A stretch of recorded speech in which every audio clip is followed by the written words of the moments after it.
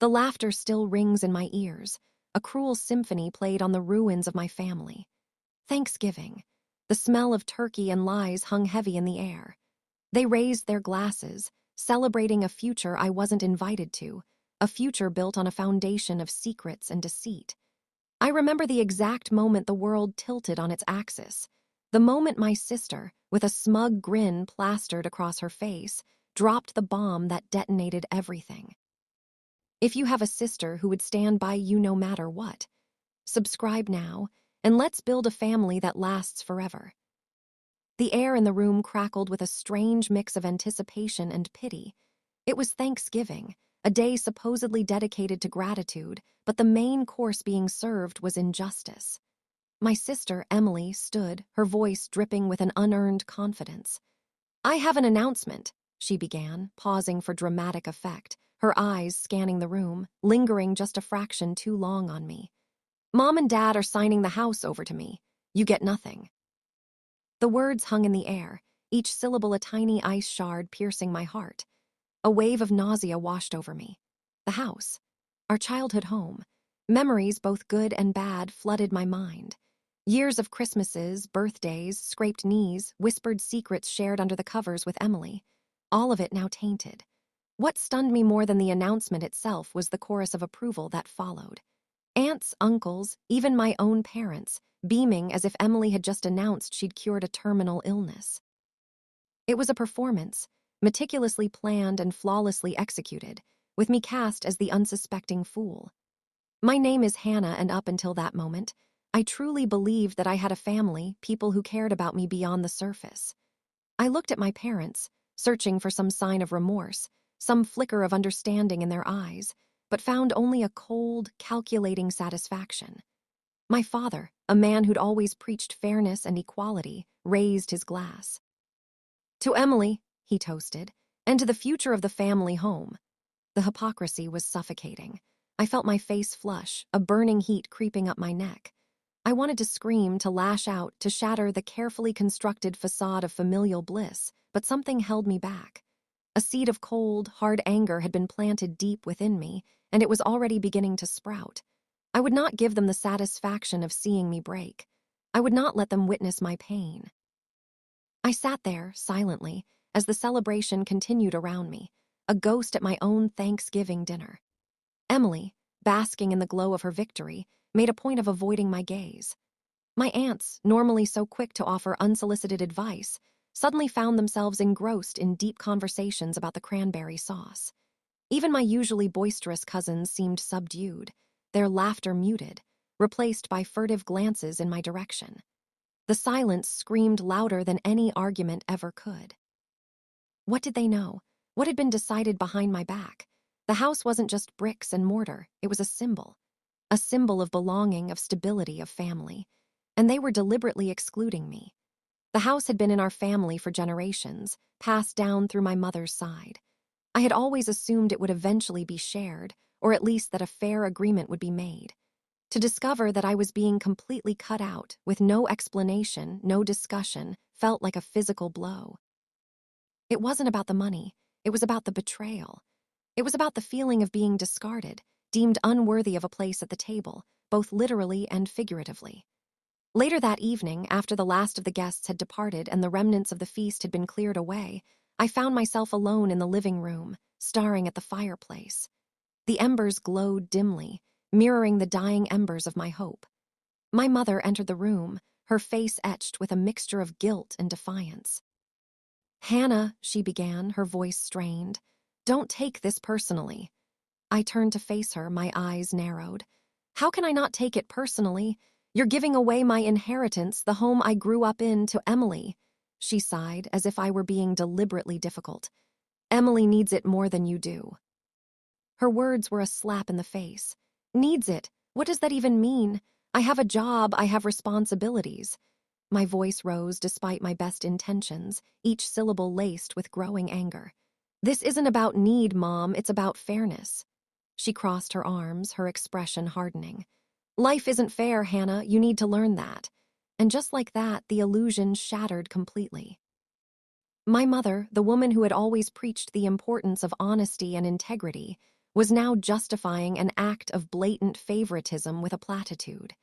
It was then, in that moment, surrounded by the ghosts of Thanksgiving past, that I realized the true depth of the deception. This wasn't just about the house. This was about something much bigger, something much darker. I just didn't know what it was yet. I managed to choke back the wave of emotion threatening to engulf me, forcing myself to remain calm. I asked my mother directly, "Why?" She refused to answer. My father entered the room. "It is what it is, Hannah. Time to move on." I knew then that I would not get any answers from them that night, or perhaps ever. The wound was too deep, the betrayal too profound. The person I trusted most was one of them. My own father, whom I had always believed to be a man of integrity, stood there, shoulder to shoulder with my mother, his face a mask of indifference. The realization hit me like a physical blow. They were united in this, complicit in a scheme that had clearly been brewing for some time. They had chosen Emily, and they had made their decision with a cold, calculating precision that chilled me to the bone. That night, sleep eluded me. I tossed and turned, replaying the events of the day in my mind, searching for clues, for some explanation that could make sense of the senseless. The more I thought about it, the more I realized that this wasn't just about the house. This was about control. It was about power. And they were using me as a pawn in their twisted game. I couldn't let them win. I wouldn't. The following weeks were a blur of forced smiles and hollow conversations. I went through the motions, showing up for work, meeting friends for coffee, pretending that everything was normal. But underneath the surface, I was seething. The injustice of it all gnawed at me, a constant, dull ache that refused to subside. I tried talking to Emily, hoping that perhaps there had been some misunderstanding, some mistake.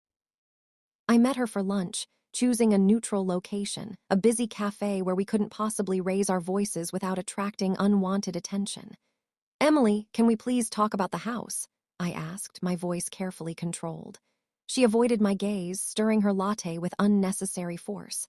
"There's nothing to talk about, Hannah. Mom and Dad made their decision." "But why? Why me? What did I do?" I pleaded, the desperation creeping into my voice despite my best efforts. She finally looked up, her eyes cold and distant. "You wouldn't understand," she said, her tone dismissive. "Just accept it and move on."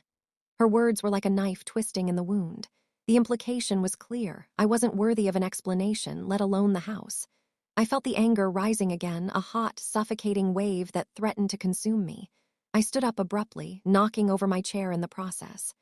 "I'm not just going to accept it, Emily," I said, my voice shaking with rage. "This isn't over." I stormed out of the cafe, leaving her staring after me, a smug look on her face. I knew that confronting her directly was a mistake, that it only served to reinforce her sense of superiority. But I couldn't help myself. The need to lash out, to strike back, was overwhelming. Back at home, I tried to reason with my parents again, but their position remained unchanged. They were adamant that Emily was the rightful heir to the house, and they refused to offer any further explanation. I even suggested mediation, a neutral third party who could help us navigate the situation fairly, but they dismissed the idea out of hand. "This is a family matter, Hannah," my father said, his voice stern. "We don't need outsiders interfering." I felt like I was banging my head against a brick wall, each attempt to reason with them only serving to deepen my frustration and despair. Sleepless nights became the norm. I would lie awake for hours, replaying the events of Thanksgiving in my mind, searching for some clue, some explanation that could make sense of their decision. I started to question everything I thought I knew about my family, about my place in it.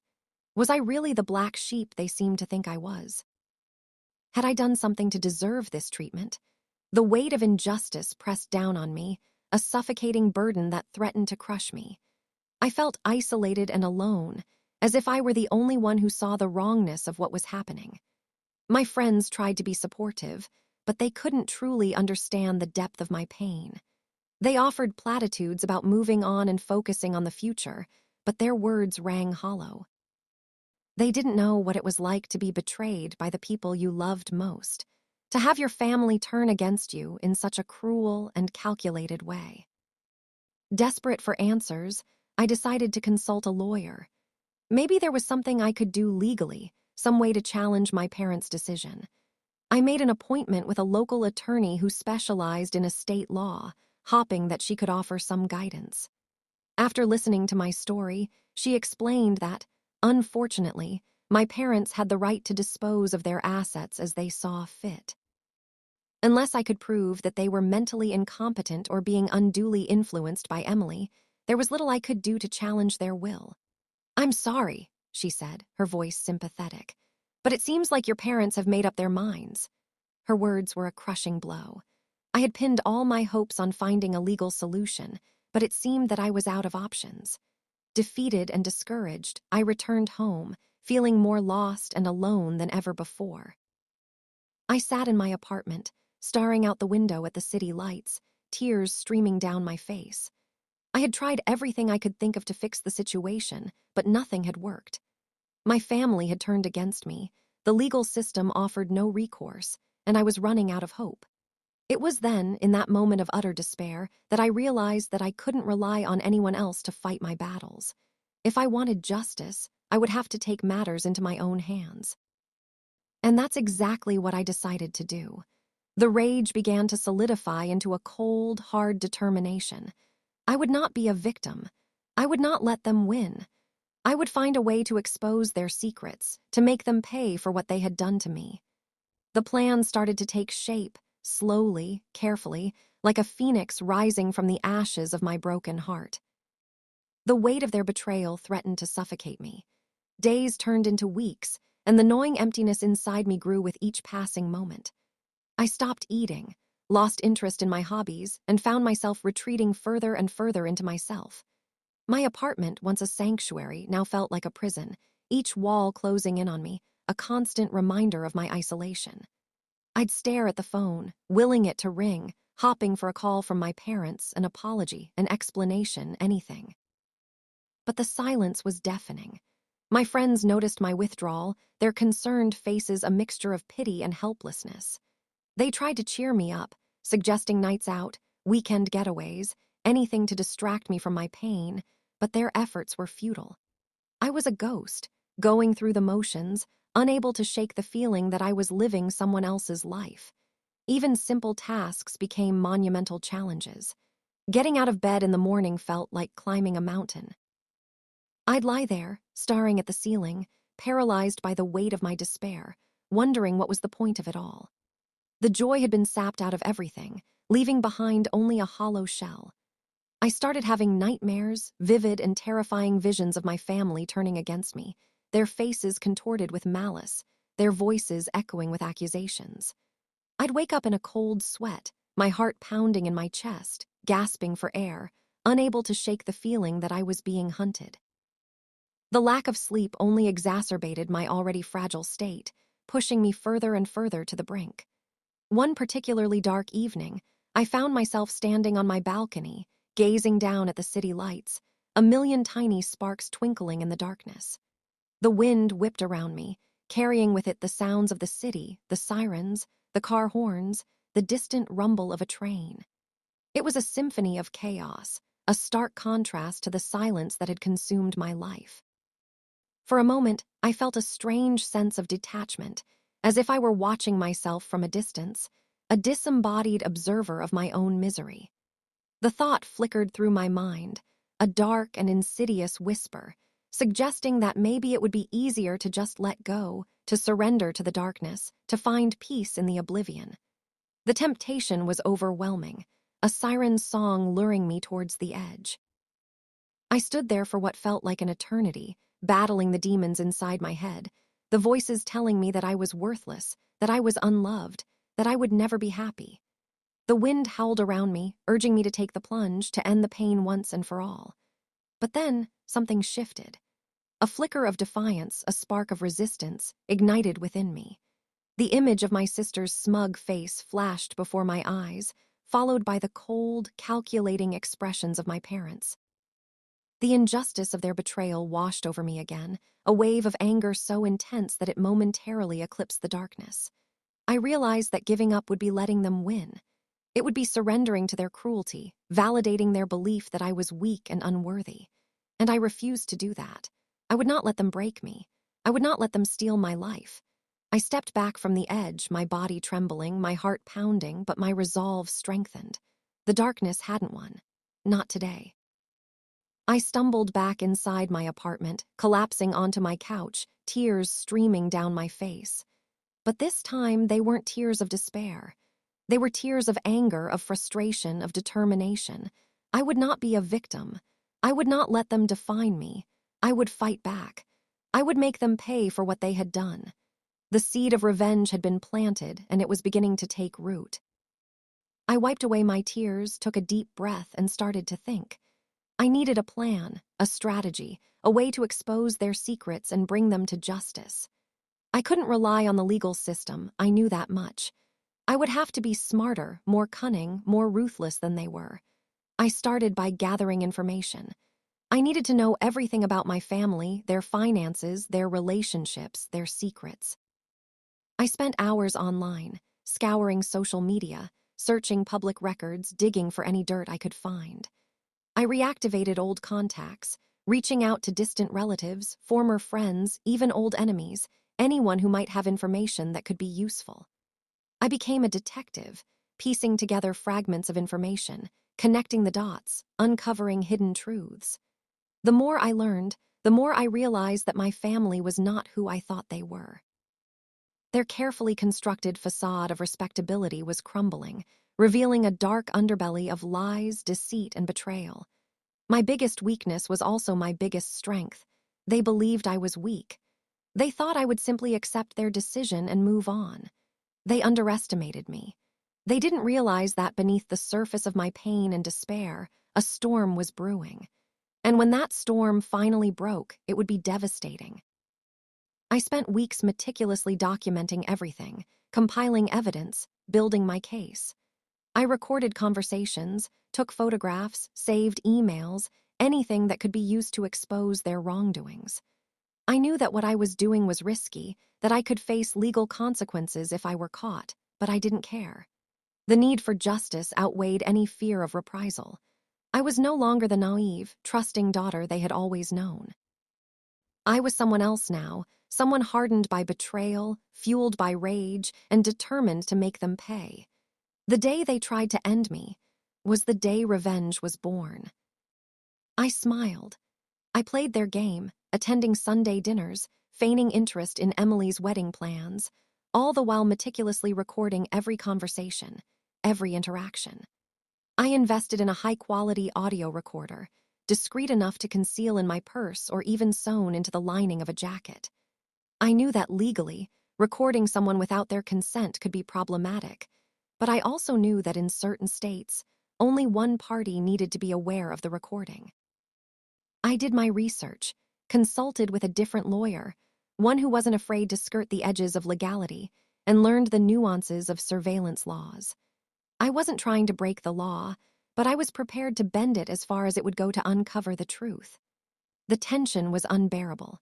Each forced smile felt like a betrayal of myself, each polite conversation a step further away from the person I used to be. But I knew that I had to keep playing the part, to lull them into a false sense of security, to make them believe that I had accepted my fate. It wasn't easy. There were moments when I wanted to scream, to lash out, to expose them then and there. But I held back, knowing that premature action would only jeopardize my plan. I needed to be patient, to wait for the perfect opportunity to strike when they least expected it. One evening, while helping Emily with wedding invitations, I overheard a conversation between her and my mother that sent a chill down my spine. They were discussing the house, specifically the timeline for transferring the title into Emily's name after the wedding. My mother mentioned something about a clause in the will, a contingency that would prevent me from contesting the inheritance. My blood ran cold. What clause? What were they hiding? I excused myself, feigning a headache, and retreated to the bathroom. I locked the door, my hands shaking as I pulled out my phone and started searching online for information about estate law and will clauses. I learned that it was possible to include provisions in a will that would disinherit anyone who challenged it in court. These clauses, known as no contest clauses, were designed to discourage frivolous lawsuits and protect the testator's wishes. But they could also be used to silence legitimate concerns, to prevent beneficiaries from questioning potentially fraudulent or unethical behavior. The realization hit me like a punch to the gut. They had anticipated my reaction, they had planned for it, and they had taken steps to ensure that I would have no legal recourse. It was a calculated move, a deliberate attempt to strip me of my rights and leave me with nothing. The anger surged through me, a tidal wave of fury that threatened to drown me. I clenched my fists, digging my nails into my palms, fighting to maintain control. I couldn't let them see how much their words had affected me. I couldn't let them know that I was onto them. I returned to the dining room, forcing a smile onto my face, and resumed helping with the invitations. But inside, my mind was racing.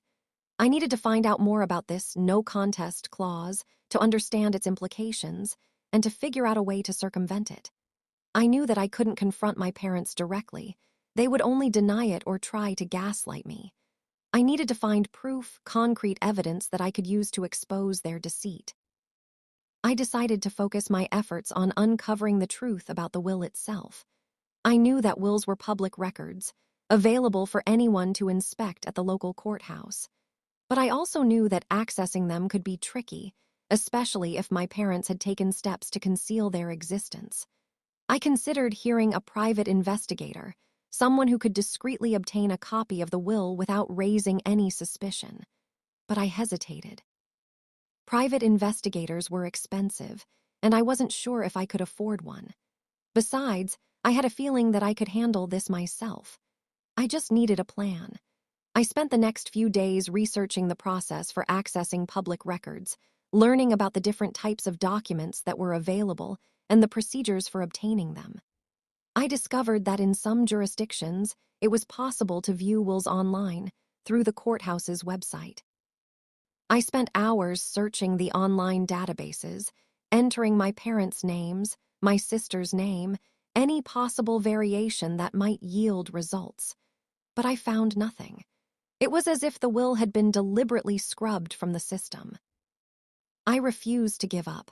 I knew that the will existed, and I was determined to find it. I decided to take a more direct approach. I visited the courthouse in person, pretending to be a researcher working on a genealogy project. I spent hours poring over old records, searching for any mention of my family's name. I even befriended one of the clerks, an elderly woman who seemed sympathetic to my plight. I told her that I was trying to trace my family history, but that I was running into dead ends. She offered to help me, suggesting that I check the probate records, which contained information about estate settlements and will contests. I followed her advice and spent the next few days searching through the probate records. It was a tedious and time-consuming process, but I was determined to leave no stone unturned. Finally, after what seemed like an eternity, I found it. A file with my father's name on it. My heart leaped with excitement as I carefully opened the file and began to read. There it was, the will. And as I scanned the document, my eyes fell upon the no contest clause. It was even more draconian than I had imagined. It stated that anyone who challenged the will would be immediately disinherited, not only from the house, but from all of my parents' assets. It was a clear attempt to silence me, to prevent me from questioning their decision, no matter how unfair or unjust it might be. But what they didn't know was that I had no intention of contesting the will in court. My plan was far more elaborate, far more devastating than anything they could have imagined. The exact day they tried to end me, I exposed the truth. The discovery of the no contest clause was a turning point.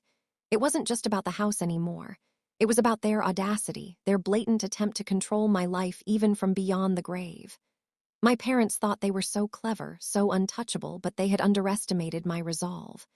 Their biggest weakness, their arrogance. They believed they could manipulate me, silence me, and get away with it. They were wrong, very wrong. I now knew exactly how to hit them where it hurt the most. I wouldn't contest the will, no. That was too simple, too predictable. Instead, I would expose their lies, their secrets, their carefully constructed facade of respectability. I would dismantle their world piece by piece until they were left with nothing but the consequences of their actions. The plan began to solidify in my mind, a complex web of deceit and manipulation designed to ensnare them in their own trap. It was risky, dangerous even, but the need for justice outweighed any fear of the potential repercussions. I continued to play the role of the dutiful daughter, attending family gatherings, feigning interest in their lives, all while secretly gathering evidence and plotting my revenge. I became a master of disguise, concealing my true feelings beneath a mask of normalcy. My sister, Emily, remained blissfully unaware of the storm that was brewing, too preoccupied with her upcoming wedding to notice the subtle changes in my behavior. My parents, on the other hand, seemed to sense that something was amiss, their eyes constantly watching me, their questions laced with suspicion. But I was careful, always one step ahead, anticipating their moves and deflecting their inquiries with carefully crafted lies. The tension was palpable, a thick, suffocating cloud that hung over every interaction. I could feel their mistrust, their fear that I would somehow disrupt their carefully laid plans. But they couldn't prove anything, couldn't pinpoint the source of their unease. And that was my greatest advantage. I knew their weaknesses, their vulnerabilities, their deepest secrets, and I was prepared to use them all against them. The key to my plan was Emily's wedding. It was the perfect stage for my grand finale, a gathering of family and friends, a celebration of love and commitment, and a complete and utter demolition of everything they held dear. I started subtly planting seeds of doubt, carefully chosen words dropped into conversations, hinting at financial irregularities, suggesting infidelity, painting a picture of a family riddled with secrets and lies. I knew that gossip was their weakness, that they craved the approval of others and feared the judgment of their peers. I used this knowledge to my advantage, crafting narratives that would slowly unravel their carefully constructed image. I targeted their closest friends, their business associates, even their own siblings, feeding them carefully curated snippets of information, just enough to pique their curiosity and ignite their suspicions. The whispers began to spread, like a wildfire consuming everything in its path. I could see the unease in their faces, the subtle shifts in their behavior, the growing distance between them and their inner circle. I learned that my father's business was built on a foundation of lies and deceit, that he had cheated his partners, defrauded his clients, and manipulated the system to his advantage. I discovered that my mother had been having an affair for years, a secret that she had carefully guarded from my father and the rest of the world. And I uncovered a dark secret about my sister, a betrayal that would shatter her perfect image and destroy her relationship with her fiancé. With each new revelation, my resolve grew stronger, my determination to expose their wrongdoings intensifying. I meticulously documented everything, gathering evidence, corroborating stories, building an airtight case that would leave no room for doubt. I knew that once I unleashed my plan, there would be no turning back. The consequences would be devastating, the fallout unimaginable. But I was prepared to pay the price, to sacrifice everything in order to bring them to justice. The wedding day was fast approaching, the date circled on my calendar like a countdown to destruction. I could feel the anticipation building, the excitement mixed with a healthy dose of fear. I knew that this was my last chance, my opportunity to make them pay for what they had done, and I wasn't about to waste it. The final piece of the puzzle fell into place just days before the wedding. While helping my mother organize the seating chart, I stumbled upon a hidden file on her computer, a folder labeled Family Secrets. My heart pounded in my chest as I cautiously opened the file, revealing a treasure trove of incriminating documents, emails, and photographs. There were financial records detailing my father's shady business dealings, love letters revealing my mother's affair, and photographs of my sister in a compromising position with her fiancé's best man. It was all there, everything I needed to expose their lies and destroy their lives. I copied the entire folder onto a flash drive, my hands trembling with excitement and anticipation. This was it, the moment I had been waiting for. The trap was set, the bait was laid, and my family was about to walk right into it. I smiled, a genuine smile this time, the first one I had felt in months. The day they tried to end me, the day of the wedding, was the day their perfect lives ended. The wedding day arrived, a picture-perfect scene of white dresses, floral arrangements, and forced smiles. The air was thick with anticipation, but mine was a different kind.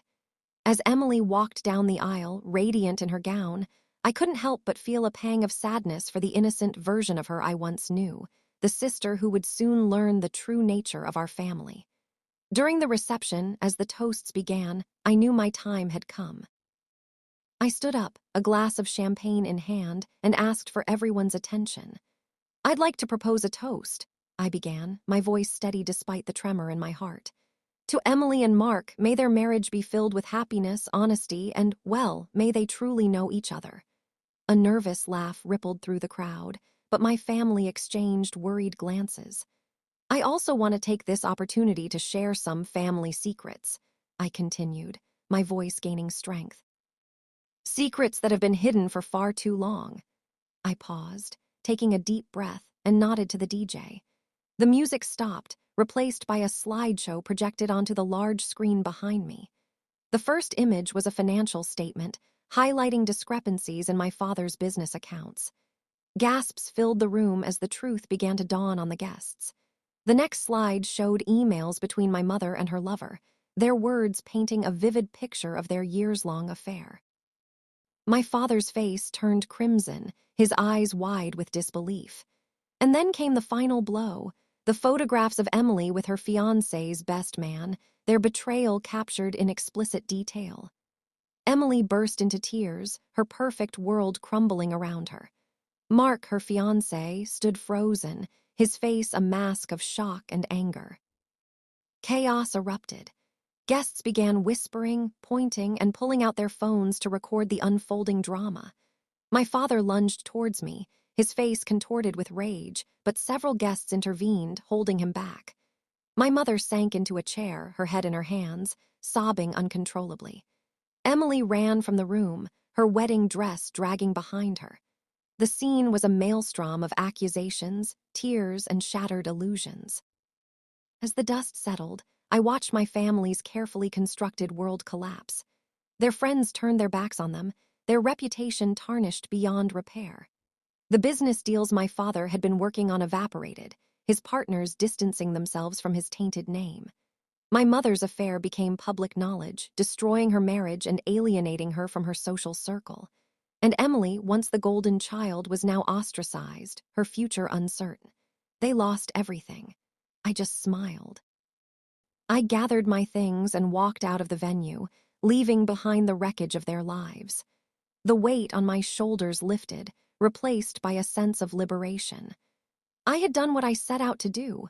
I had exposed their lies, revealed their secrets, and brought them to justice. In the weeks that followed, the fallout continued. My parents' marriage ended in a bitter divorce, their assets divided and their relationship irreparably damaged. Emily moved away, seeking a fresh start, but the scandal followed her, making it difficult for her to rebuild her life. My father's business crumbled, his reputation ruined, and his financial empire reduced to ashes. They tried to retaliate to discredit me, but the evidence was overwhelming, their lies exposed for all to see. They had no one to blame but themselves. As for me, I started anew, free from the burden of their deceit and manipulation. I sold the house, donating a portion of the proceeds to charity and using the rest to secure my own future. I surrounded myself with genuine friends, people who valued honesty and integrity. I found peace in knowing that I had stood up for myself, that I had refused to be a victim. Revenge isn't sweet, it's necessary. It's about reclaiming your power, restoring your dignity, and ensuring that those who wronged you are held accountable for their actions. Would you have done the same? Let me know in the comments. Subscribe for more justice.